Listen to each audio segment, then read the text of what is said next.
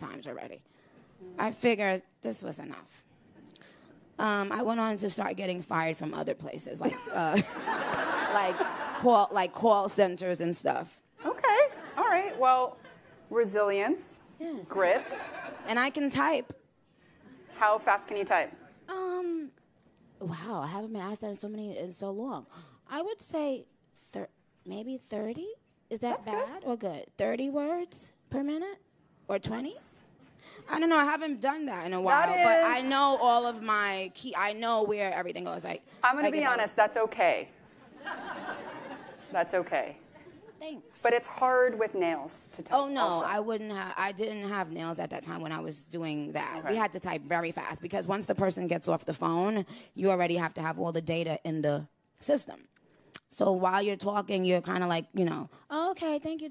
You have to type everything before they get off the phone because if they hang up the phone and you didn't put the data in, someone calls right back in and you have to take that call. Now, when that customer calls back, their information isn't updated and they're going to start yelling and screaming. So, yeah. I was not expecting, by the way, this conversation to go this direction.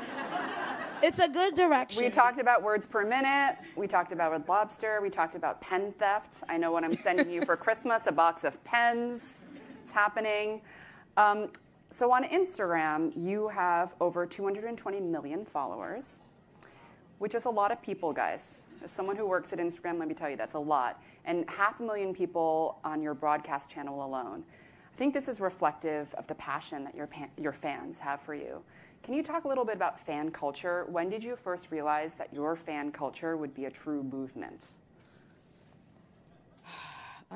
That's a great question. I think before I signed and actually had a record deal, my fans were making a moment for themselves on Twitter. I had already given them a name. In fact, do you know that all these artists that give their fans names now, like when I started calling my fans the Barbs, there were no rappers naming their fans. There were only 2 people at that time, and I don't know which came first. I know Justin Bieber and Lady Gaga. They had Beliebers and Monsters. Those were that was it. That was it. Now every single human being that becomes an artist gives their fans a name. Even artists in other countries, I didn't even know that. Like some of the African artists that I love, when I would look into them, they would have names for their fan base. And I was like, whoa, yeah. So I didn't think it was something that would spread to the hip-hop community at all. But it doesn't matter because the Barbs are still superior.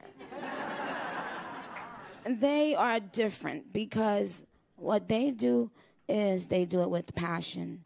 If you do anything, it has to be rooted in love. So sometimes people do things and it's rooted in revenge or vengeance. And that doesn't really go anywhere. It doesn't take off. It does something for a moment, but that's that. But because the Barbs and I we really love each other. And also because they actually like my music, which people forget now too, that music is what's being sold. So if you do everything else right and you don't know how to make music or write a great song, it doesn't matter how big your butt is. It doesn't matter what brands you wear. In the root of everything has to be the talent and the passion. Understanding what you do and why. If you're only doing it to compete, it's going to come and go. Because the universe doesn't honor that. It honors that passion that you've always had inside of you, that you know that you're put here to do something. And you do it with all of yourself. You love doing it, that thing. Like music always seemed to be my rescue, my place, my go-to place, I came from another country, Trinidad, and when we came to New York, it was scary being an immigrant and speaking differently. And back then, you know how kids are. They would definitely tease you if you have an accent and stuff like that, or what you eat and all that stuff. Like when I went to my first school trip, my mother didn't know you were supposed to buy like a hero from the corner store to go to the trip. So she sent me with a peanut butter and jelly sandwich, and all the kids laughed. Oh.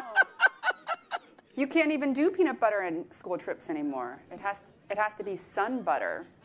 Really? Like because of peanut allergies. Oh. I know this because I packed for a field trip. Now I'm paranoid I didn't get her, a sandwich from the corner store. Maybe my kid's a social pariah. Nice. I should have done that. Nice. But yeah, so we didn't know anything about American culture, and we had to learn as we went along. But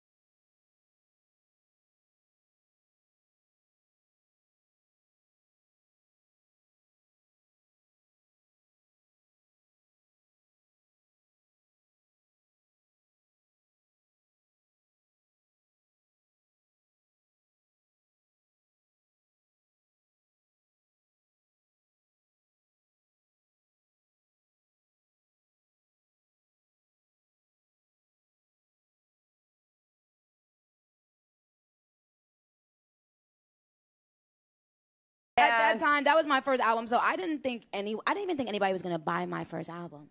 So it ended up, it broke huge records, and I was thinking, oh no one knows me. It's not gonna sell. No one's gonna hear it. But yeah.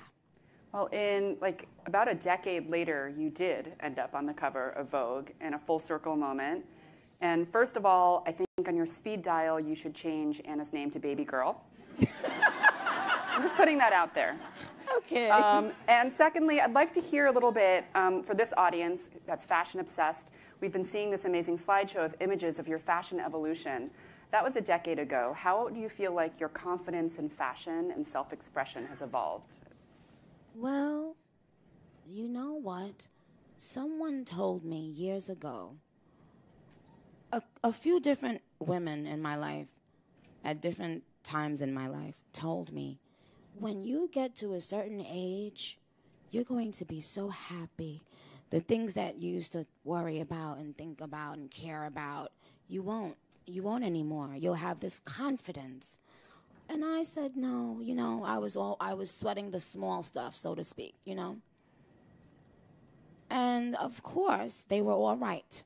They were all right. What happens is you realize that who cares? Like, who cares about most of the things that we spend time worrying about or thinking about if someone said something about us or what comment someone left on the internet about us? You realize, wait a minute, I have all these blessings in my life, and I'm choosing to focus on people who don't like me or it just, anyway, so that confidence when you turn a certain age, I feel like when you turn 30, 40, 50, I think like milestone ages, right? Especially for women, your confidence just grows and grows and grows. And also, this is true and every woman knows it. You also know what looks good on your body. You start knowing what looks like what hairstyle fits your face, what makeup fits your face. You just, start understanding yourself better. And when you understand yourself better, you forgive yourself. You're able to love yourself. And you're able to love the imperfections that you never loved before. I couldn't look at old photos of myself before. And when I look at them now, I love them. I don't know what was going on in my brain at that time that made me feel that way. But, thank goodness it left. And I hope all girls everywhere, girls or boys everywhere, I hope that you know that one day you're going to look back at those pictures that you hate and you're going to realize, oh, my God, look how beautiful, look how pretty, look how cute I was. So do it now. Like, love yourself now. That's what I would say about that. Because that's how I really feel right now. I love that. You have a lyric about shooting with Karl Lagerfeld. Yes. Before his passing. I know that you were one of the last shoots that he did. Can you talk a little bit about that for the fashion fans in the audience? Sure. I don't know why meeting him, I was very nervous, of course. Well, you know why, of course. It was him. But he made me feel so welcome. He was very warm. Very funny. He's funny. He's obviously very smart. But one of the things I will never forget about him is how fast he knows if we have the picture or not. And I said, oh, my God, because I always feel like that. I always feel like you don't need to take 100 pictures. You don't need to take 300 pictures, right? But some photographers just like having it because they're like, you never know when the magic's going to happen. But with Karl, he knew, and he would take 5 pictures and he would say, and then, or he would take 10 pictures and say, we got it. And I was he would do a thumbs up. Yeah, he would say, we got it. But he wasn't very loud. He was very suave. He had his shades on, his fly clothes. Oh. He looked very, very fly in person every time I ever saw him. But for that photo shoot, I just remember how he didn't need a lot of time to think about if we have something special or not. So for that photo shoot, there was one outfit that we didn't use. But he knew within 2 minutes. Nope, it's not going to work. Bye, take it off. I was like, okay. But I loved him. I loved him before I knew him. I loved his work before I knew him. Never thought I would have the opportunity to be photographed by him, to be honest. Never, ever in a billion years saw that coming, but another blessing. Well, your career has been, and your life has been a series through incredibly hard work of these milestone, never thought I would ever fill in the blank moments. What's left? I mean, is there anything left? Another great question. I'm asking the deep ones. That's why I'm here.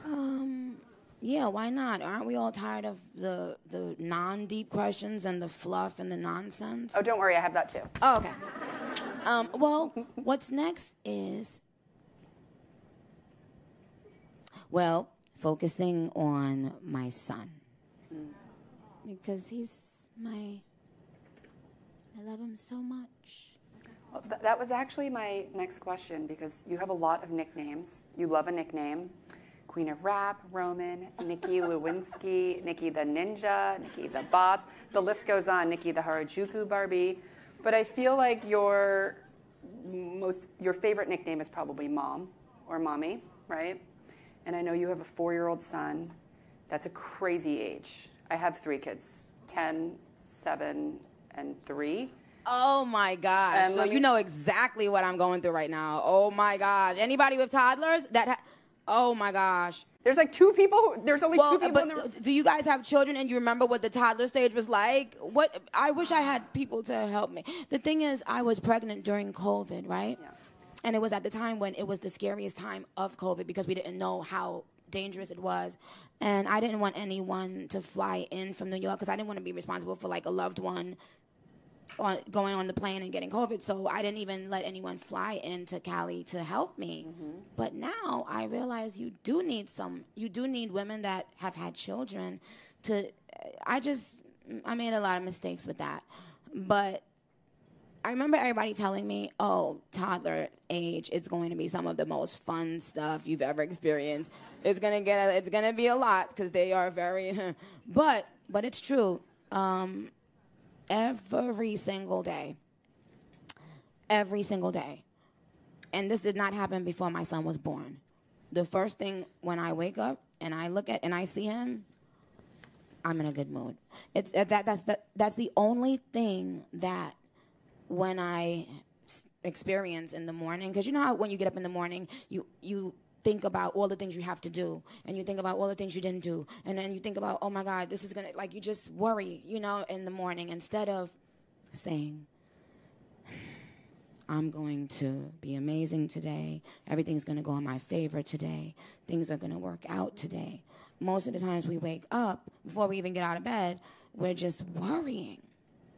And once I had my son, that changed for me, because he would either run in my room or I would go in his room, and when I see him, he's just so sweet. So I have no choice but to light up when I see him. And I think I needed to learn that. I think I needed to learn to be just grateful, just to wake up, just for the day, just for nothing else but the people that you have around you in your home, or the people who you can count on, people who love you, just for nothing else. As opposed to waking up thinking, I didn't get this yet, and I didn't get this yet, and I want this amount of money this year, and that's what I was doing every other time. But since my son got here, it's different.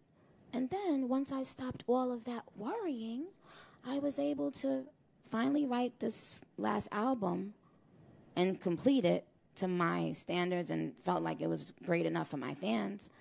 So I guess what I'm saying is, whatever you do in life, the moment you let go, it's the moment everything comes to you, right? Like, I don't know if anyone understands. Like, the moment you have nothing to prove, or you're not chasing anyone or anything, or you're not, like, in need, everything comes. You just attract things. And I always tell people, being broke is a state of mind. I'm sure every single person in here knows someone who may have had the same amount of money as you growing at a certain age, but something about them, they always presented themselves or made people looked at them as if they had more, because they knew they would get it eventually. So they kind of walked around with this thing about them. And yeah. This was extremely philosophical, guys. I am like soaking this up. I feel like you could write, truly, you had people transfixed, and that was very profound. Truly, and I feel embarrassed to ask my fluffy questions now. No, about like how motherhood has changed your style, because I am curious, because I saw on Instagram you had a picture where you're wearing all white and your son is wearing all white, and as a mother of a toddler, how are you wearing all white with a toddler? I had just come home from a show. And he does this thing where he wants to make sure, while we were on tour, he didn't want to like ever have his sneakers off, or he would be completely dressed thinking like, okay, just in case they're getting in the bus or the plane or whatever, I want to be there. Because he thinks like he's a rock star, like he's living that life and going out, going on the bus all the time. But he was dressed when I came back from my show. It was like 2:00 in the morning. Aww. And he wants to always be dressed. I've never seen any kid do that. He wakes up in the morning before he eats breakfast. He puts on clothes. Wow. And a hat. A hat? Tell me about the hat. Baseball cap, fedora? Yeah. A newsboy? Like a fitted cap. He wears he puts those on every morning. He wakes up and he goes straight to his clothes. He wants to be dressed. We don't know where he's going. When he was 1, we saw him going like this, like like looking at us from the corner of his eye and acting as if he was about to go through the laundry room and like escape from our house. He was one and some change. I never knew a child could be like slick. I'm not surprised though. You're a child. Come on, I love that. So I believe we have time for two. Oh, but I'm questions. sorry, Mama. Oh, My go, fashion go. did change. My fashion choices, not necessarily with my son, but the lyrics I write started to weigh heavier on my mind once I had a child. And even while I was pregnant, I couldn't write certain things. I just felt like ill. But I don't think it's necessarily that I have a child that changed my style. I think it's just growing up, evolving, and like I said, loving yourself more so you can be a little bit understated. I think when I was doing all of the bigger stuff, it was to cover up something else, you know? But now, I'm still sporty sometimes and sexy sometimes. I love wearing comfortable stuff, to be honest. The heels today don't seem comfortable. They're low though. They're like 4 inches. They're a lot with the heavy coat. I was about to say. It was this a lot. Is it thick? Is it scaparelli? Is it like it's very thick and heavy? I like. I know this wall is. Are we about to do a fit check? This wall is a liar, but it's scaparelli. Yes, it is. We saw the scaparelli. Who's absolutely one of my faves. I love. Yes. Okay, so because I know that there are audience members with questions, we're gonna go. I cannot see a thing because we have bright lights. We're gonna start here with. Let's start with the young lady. Move back, and you guys have the world's. Like you got to talk real fast. Hi, Nikki. I love you. Mama. Okay, so one of the things I admire about you is that you're always speaking up when there's injustices. So how did you get the confidence to advocate for yourself, especially as a Black woman in a male-dominated industry? Clock it. Well, speaking up for anything is hard. No matter how brave a person seems, they're just like you. They're just like everyone else. It's scary. But I don't know. I always had to be around men to be a rapper. I would always be the only girl there most of the time. But I have a very masculine vibe when I need to. So I think that's why I was able to do well in this space. But in terms of speaking up for injustice, I was always like that since I was in school, since I was in elementary school. I was one of those kids, like if I saw someone being bullied in school, I would say, no. You know, I was always like that. I always take up for people. So that's never going to change. You. And then I think there was a question. Hello. Hi. Oh, hi. Yes. You collaborated with a lot of people. Madonna, Drake. I mean, the list goes on and on. Who challenged you the most, both on the music or fashion side? That's a good question. Thank you. Yeah, that was a great question. Definitely on the fashion side, I would say Madonna for the Super Bowl. And I ended up loving what she came up with. But I remember walking into, like, the Super Bowl thing. They were rehearsing, and I had to perform with her. And I didn't believe how many people were there just for clothes. And I thought it was for Madonna, but they were for her dancers. And, like, she had, like, 10 different outfits just for her dancers alone to choose from. And I was like, oh my God, this woman has a lot of money because this is crazy. and you know, she was very like, and which I am like that too. Anything, like all the dancers around me, whatever, I want to look at them and see exactly how it looks, or the people in my video. So she was very fixated on things like that, and I ended up loving what I wore, what she chose for me to wear at the Super Bowl. In terms of challenging me musically, I had writer's block after having my son. And the song Seeing Green is the first song, which features Drake and Wayne, is the first song that I wrote and completed after having the baby. And I was so scared because not one thing could come to me for months and months and months. And then Drake sent me this song, and I'm like, uh-oh, now what am I going to do? Am I going to be a baby, or am I going to rise to the challenge? And I kept sending him different verses, and he and I would both be like, it's missing this, or it's missing that, or whatever. And then I ended up finally getting a verse that he loved and I loved. But it was very, very challenging. I didn't know that after you have a baby, things that came so naturally to you could change, you know. I had no clue, but my brain felt so different. I don't know. I think they just started studying a woman's brain during and after pregnancy. Can you believe? And like all this time, last year was the first time they studied a woman's brain during pregnancy. And it's proven that the brain like permanently changes after. So, but you were still... Are you serious? Yeah, but you're still able to be incredibly creative and productive, just in a different way. Wow. So I think, unfortunately, that is all we have time for. Thank you so much for sharing your wisdom. Thank you for your philosophy. Thank you. It's great to reunite with you. You can give me another makeover anytime. I love how you look now. Feel you do not free. need a makeover. And enjoy your afternoon, everyone. And let's give Nicki another huge round of applause.